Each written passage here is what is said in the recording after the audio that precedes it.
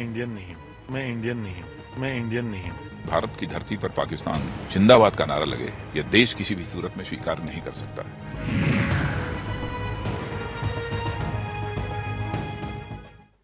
नमस्कार, आप देख रहे हैं बात मुद्दे की। मैं हूं आपके साथ लावनी। तो एक और देश के प्रधानमंत्री विदेश यात्रा में स्किल्ड इंडिया के लिए सपना देख रहे हैं, सपना संजो रहे हैं। वहीं दूसरी ओर भारत की सरजमी पर खुलेआम कोई पाकिस्तान के लिए नारा लगाता है, पाकिस्तान पाकिस्तान, तेरी जान मेरी जान। हाफिज सईद का यही पैगाम, कश्मीर बनेगा पाकिस्तान। ये सुनकर किसी भी देशवासी का खून खौल जाएगा। लेकिन देखिए, यह हमारी बदनसीबी है, विडंबना है कि हमारे देश की सरजमी पर मसरत आलम जैसे अलगाववादी नेता खुलेआम ये बयान देते हैं, पाकिस्तान के नारे लगाते हैं। अगर आपको याद हो तो बीजेपी और पीडीपी की सरकार जैसे ही बनी थी, महज 72 घंटे के अंदर मसरत आलम को रिहा कर दिया गया था और यह वायदा किया गया था कि मसरत आलम की हरकतों पर नजर रखी जाएगी। लेकिन कहां गया वो वायदा? क्या ऐसे ही रखते हैं नजर? साथ ही साथ एक और बड़ा सवाल है कि गिलानी हो, मसरत आलम हो या आसिया अंद्राबी जैसे लोग हो, अगर वो देश की सरजमी पर पाकिस्तान के नारे लगाते हैं, पाकिस्तान का झंडा बुलंद करते हैं, तो क्या देश की जनता का दिल नहीं रोएगा? क्या देश की जनता का खून नहीं खौलेगा? और अगर ऐसा हो रहा है तो बीजेपी के लिए भी एक बड़ा सवाल है। वो बीजेपी जो राजनीतिक परिदृश्य में जब आती है, जब से उसका उदय हुआ है तब से लेकर अब तक पहली बार ऐसा मौका है कि केंद्र में भी बीजेपी है और राज्य में भी बीजेपी की सहयोग से सरकार है। तो जो वायदे किए गए थे कश्मीर को लेकर, सही समय है उन वायदों को पूरा करने का। आखिर बीजेपी उन वायदों को पूरा क्यों नहीं कर पा रही है? क्यों मसरत आलम जैसे लोग इस तरीके से पाकिस्तान को लेकर नारा बुलंद करते हैं और बीजेपी चुप रहती है? क्या यह गठबंधन की मजबूरी है या फिर कुछ और? बात मुद्दे की में आज इसी पर चर्चा। एक छोटी जेल से बड़ी जेल की मुंतकिली है, तो अब इस बात का इत्मीनान है कि बाहर आकर आप काम कर सकते हैं, मज़ाहमत कर सकते हैं। तो ये जो गुलामी की जंजीरें हैं, इनको काटने के लिए आप जद्दोजहद कर सकते हैं। जहाँ तक हुकूमतों का सवाल है, हुकूमतें बदलने से हकीकत नहीं बदलती, तो लिहाजा हकीकत ये हम खुद बदल लेंगे इंशाल्लाह, ये पूरी कौम बदलेगी।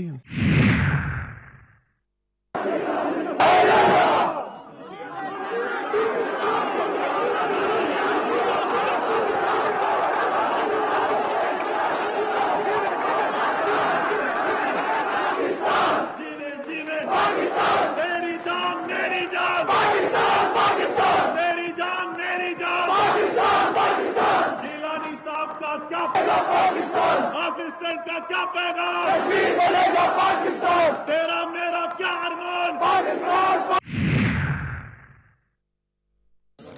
देखिए, पहले तो मैं इंडियन नहीं हूँ, तो न रियासत जम्मू कश्मीर इंडिया का कोई हिस्सा है। फ्लैग्स लोगों ने लहराए होंगे, तो उसमें ये कोई नई बात नहीं है। 1947 से लेकर आज तक फ्लैग्स लहराए जा रहे हैं।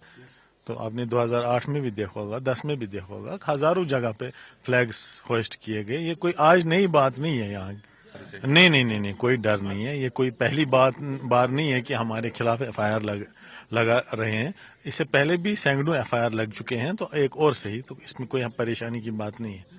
देखिए, ये लोगों का काम है झंडे लहराना वगैरह, तो वो लोगों पे आप छोड़ दीजिए। लेकिन ये पहली बार नहीं है, ऐसा होता रहा है, ऐसा होता रहेगा जब तक भारत इस चीज़ को न समझ ले कि रियासत जम्मू कश्मीर के लोग उसके साथ नहीं रहना चाहते हैं। ये एक हकीकत है। नहीं, इस संबंध में जम्मू कश्मीर के मुख्यमंत्री से हमारी बात हुई थी और मैंने कहा कि भारत की धरती पर पाकिस्तान जिंदाबाद का नारा लगे, यह देश किसी भी सूरत में स्वीकार नहीं कर सकता है।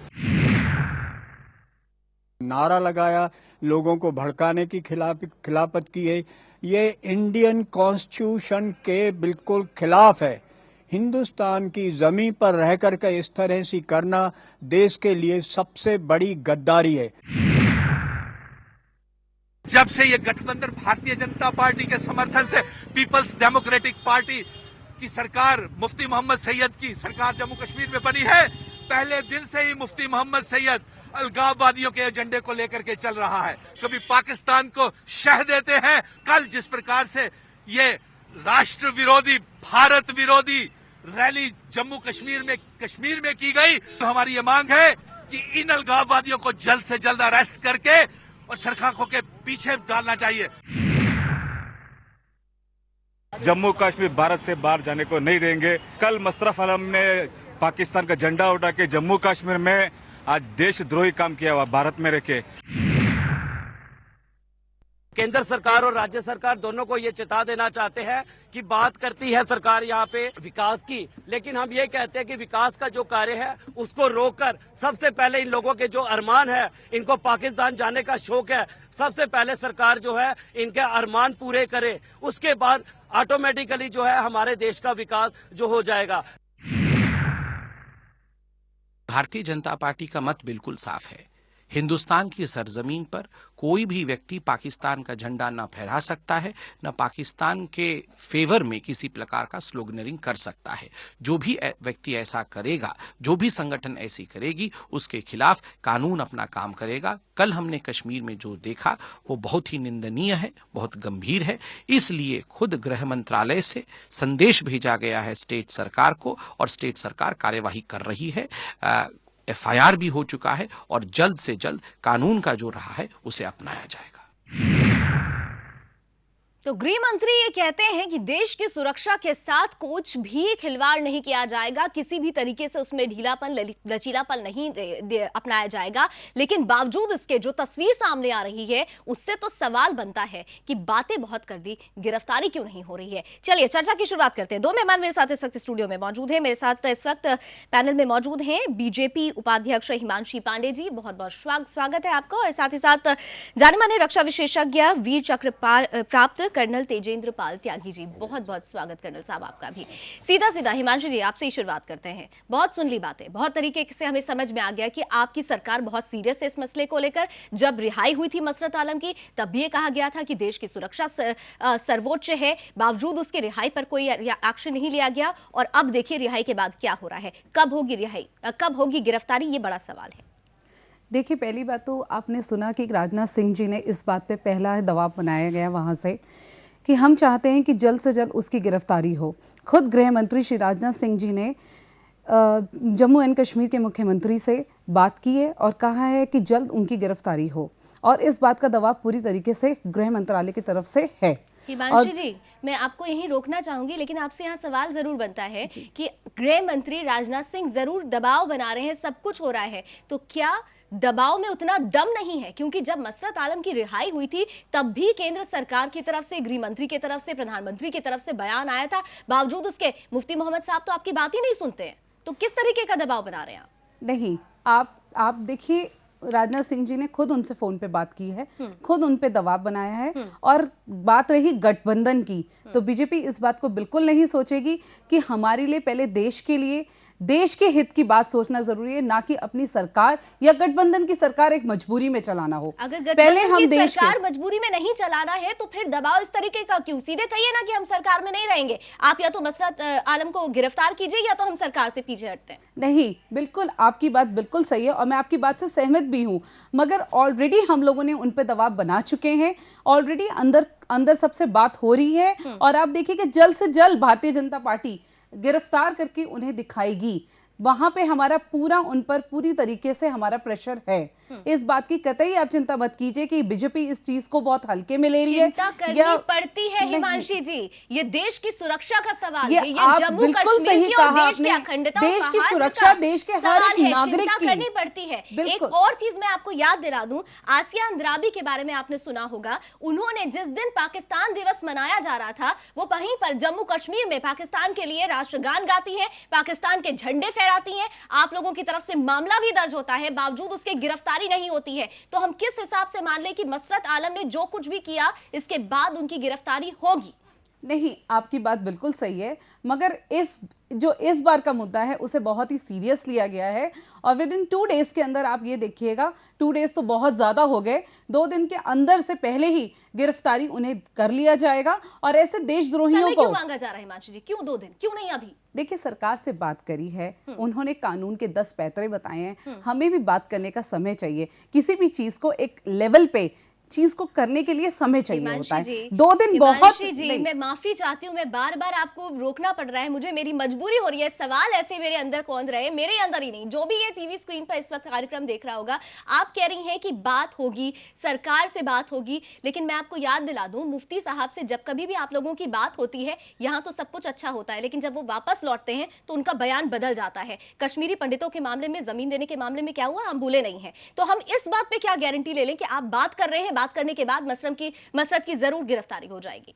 नहीं, बिल्कुल होगी इस बार, क्योंकि इस बार हमारे देश का मामला है और देश की सरजमी जो बाहर, देखिए कश्मीर भारत का एक अभिन्न अंग है और इस बार उन्होंने कश्मीर को ऐसे नेताओं जो अलगाववादी नेता हैं, जो सिर्फ अपने फायदे के लिए कश्मीर को भारत से अलग कर रहे हैं, ये दिखाते हैं, कश्मीर की जनता को बरगलाते हैं सिर्फ इनके बिहाफ पे। आप ये सोच लीजिए कि भारत से वो एक अलग हो जाएगा और कश्मीर पाकिस्तान बन जाएगा, तो ये बिल्कुल नहीं होने देंगे। मोदी जी की सरकार है, मोदी जी की सरकार है, मोदी जी की सरकार में ऐसा कतई नहीं होगा। हमने चुनाव ही इसी मुद्दों पे लड़े थे कि कश्मीर का हम विकास करना चाहते हैं। कश्मीर में जो देखिए बिल्कुल होगा विकास। हमने पीडीपी के साथ जो गठबंधन में सरकार बनाई है, उसका भी हमारा सिर्फ एक यही मोटिव है कि कश्मीर के लोगों का विकास हो सके, राष्ट्र के मुख्य धारा में कश्मीर के लोग आ सके। कैसे आएंगे, यही बड़ा सवाल है। मेरे साथ कर्नल साहब भी जुड़े हुए हैं। कर्नल सर, जिस तरीके से आप तस्वीरें देख रहे हैं, आप डिफेंस में रहे हैं, सीधे सीधे सरकार की क्या मजबूरियां हैं, क्या मजबूरियां नहीं है, उस पर मैं बाद में आऊं। सबसे पहले तो आपसे ये जानना चाहूंगी, ये जो तस्वीर उभर कर सामने आई है, जम्मू कश्मीर की जो तस्वीर आई है, इसके अगर हम देखें तो कॉन्सिक्वेंसेस, क्या परिणाम निकल कर आएंगे? क्योंकि मुझे जहां तक लगता है इसके कोई अच्छे परिणाम नहीं आने वाले हैं। निश्चित बात है, और मुझे तो ताज्जुब हो रहा है, हमारी मैडम साथ में कह रही हैं कि हम दबाव बनाएंगे कि उनको गिरफ्तार किया जाए। क्या देशद्रोही को गिरफ्तार करने के लिए दबाव बनाना पड़ता है? मेरा एक कहना ये है कि जो एक देश में रह के दूसरे देश की जय बोले, जो एक देश में रह के ये कहे कि मैं इस देश का नागरिक नहीं हूँ, उसको अलगाववादी कहेंगे या देशद्रोही कहेंगे? और अगर अलगाववादी मान भी लिया जाए तो 1972 में और 2004 में ये क्लियर समझौता हो गया था हिंदुस्तान और पाकिस्तान का कि हम कश्मीर का मुद्दा बाइलेटरल टॉक से या द्विपक्षीय वार्ता से निपटाएंगे, तो कोई तीसरे पक्ष का आने का सवाल ही नहीं उठता। और अगर कुछ थोड़ी बहुत कसर बची भी रह गई थी तो वो जम्मू एंड कश्मीर के इलेक्शन से पूरी हो गई, क्योंकि इसमें उन्होंने लाख घोषणा की कि मतदान ना करें, लेकिन बहुत ज्यादा मतदान हुआ। तो अब इनको किसी भी किस्म की इम्पोर्टेंस देने की क्या आवश्यकता है? पिछली कुछ सरकारों ने गलती कर दी कि इनको 10-10 लाख रुपए का इनाम दे दिया। You have created a hill out of a mole, but nevertheless now they are eliminated. अब सवाल ये है कि अब तो एक्शन चाहिए।